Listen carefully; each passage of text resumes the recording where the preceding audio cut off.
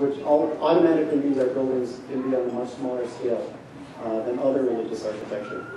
Our religion believes in simplicity, purity, and modesty, and that's reflected in our religion, in our buildings. You can see here on the right is the zacuce2 in Surat. That's one of our most important pieces of architecture. You can see how simple the architecture is. We have a reverence for nature in our religion, and once again that's reflected in the architecture itself. We build on a human scale, so when you walk into the fire temples you don't feel overpowered. It's at a scale that emphasizes the importance of man. So when you walk in you feel like it's a comfortable space that you can comprehend and understand. Traditionally we do not proselytize, so we don't, once again, need grand monuments that draw people towards our religion. A lot of times, the big architecture is intended to show the importance of the religion and therefore tell people how important it is. And traditionally, we do not do that, so our architecture, once again, is a very simple style. There's some debate whether these are recent traditions or if these are historically what we built. But to me, that's not important. I believe that our religion is what it is today, and then we build upon that. We don't try and go back to what it was 1,000 or 2,000 years ago. We build upon what we already have right now, the foundations and the building blocks of our current traditions in architecture. So as a plan comparison, you can see these are some of the most important pieces of architecture. This is the Temple of Madurai. These are all at the same scale, so you can get a sense of the size of the buildings.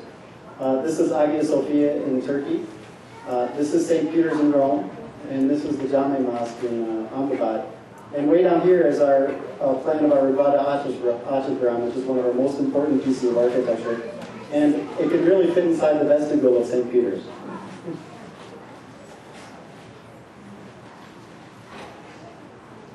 So now I'm going to talk a little bit about our Zoroastrian architecture in specific.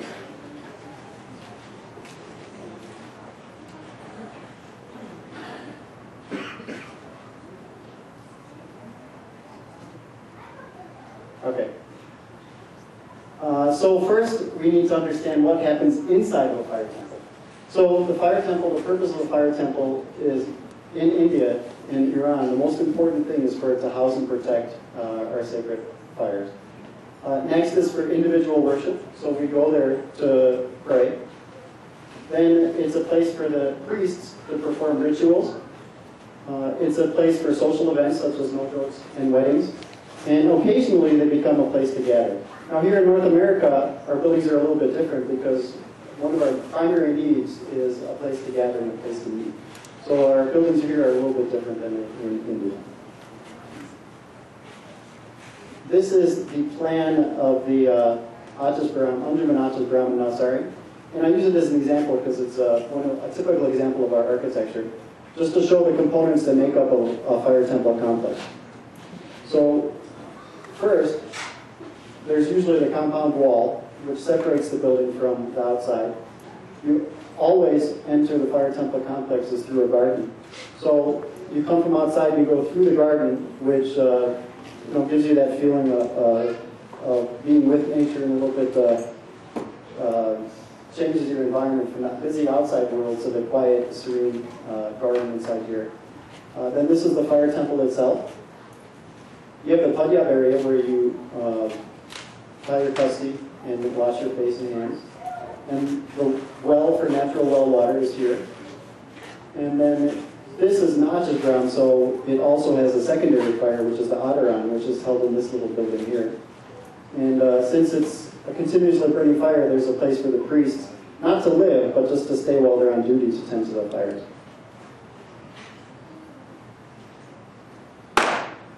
And our architecture itself, the fire temple, is a very simple building. This is a typical fire temple architecture. It has the entrances here. The buildings are always entered from a veranda. The building's always raised up on a pedestal. And that's for safety so that the fire can't be damaged if there's a flood. And also elevates the building to make it seem more prominent and more important. So you enter up the stairs onto the vestibule, and you go into this, what would be the multi-purpose hall. So this hall serves to as a vestibule sort of for the prayer hall, but it's also a place where the rituals, I mean the ceremonies happen, the nojos and the weddings happen as well. And then of course we have the prayer hall, which is right here. So the fire is kept here in the Gumbad Tower, and then the prayer hall. And you can see it's a very small room in a very small space. So the multi-purpose hall is almost as big as the prayer hall itself. And what's not contained in this building, which is typical of most fire temples, is the place for the rituals where the priests perform the rituals. So here they didn't have it because just across the street they have a whole other building called the Bedi Daramir where they perform all the rituals. So these are just some pictures of different fire temples so you can get a sense of their size and style. Here's a very small one in Surat, and this is the Atisgram in Bombay, so this is one of the more elaborate enlargements. And this one is in Surat as well. Here's one in Navsari, and this is in a small town called Disa, and this is the front brand of the Atisgram in Navsari. And this is in another fire temple in Baruch. So you can get a sense of the different architectural styles. They're all very simple buildings with these Persian details. And so where those Persian details came from, originally our older architecture in India does not have any of the Persian details. But when they were excavating Persepolis around the beginning of the century, they decided to take those details from Persepolis and then turn our architecture, put those details onto the architecture in India to make a distinct and unique style. But before Persepolis was excavated, the buildings were much more simple and they had more details similar to the Hindu temples. This is when I was talking about the environment that's created. These are examples of what you feel when you're inside of a fire temple. And you can see they're very simple spaces. Very simple furniture. We have pictures of the benefactors and the people, sometimes the priests. This is in Navsari here. It's a very elegant and beautiful space with all this Carrara marble, but it's still a very simple space. It's not a large space where you feel engulfed and overwhelmed. It's a space that you feel comfortable inside. These are two in Baruch, where they happen to build in a completely different style than Baruch. The ones in the fire temple in Baruch are a different style. They have the cathedral ceilings with these beautiful wood trusses. But again, you get a sense that it's a similar environment, a similar comfortable feeling inside. So when our community started building in India, they didn't start from scratch. They referenced the architecture from Iran. So this is a Sasanian Chahar Talk, where it's a square building, and the fire would sit inside here. This is a difficult picture to understand, but there's arches on four sides. And these are the ruins of the fire temple in Gumbad, but it enables us to see what the actual Gumbad tower looks like. So they took this Chahar Talk, they kept the core of the building the same, and then they built the rest of the building around it to accommodate for their new needs. So since they were in a new environment, a new culture, they needed a different type of building, but they kept the core of the building the same. And the core of that building, of course, is our sacred fires, or our atash. And these are some Sasanian coins, and you can see from the year 600 to today, the core of our architecture and the core of our religion has stayed exactly the same. It has not changed.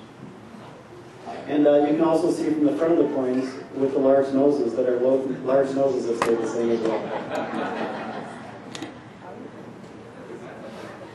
So in India, they had a period, most of the fire temples were built from around 1820s to, I'd say, about 1930s or so. And then they started to try and develop more modern buildings. And unfortunately, they didn't understand the beauty and the sensitivity of the older buildings. So these buildings, to me,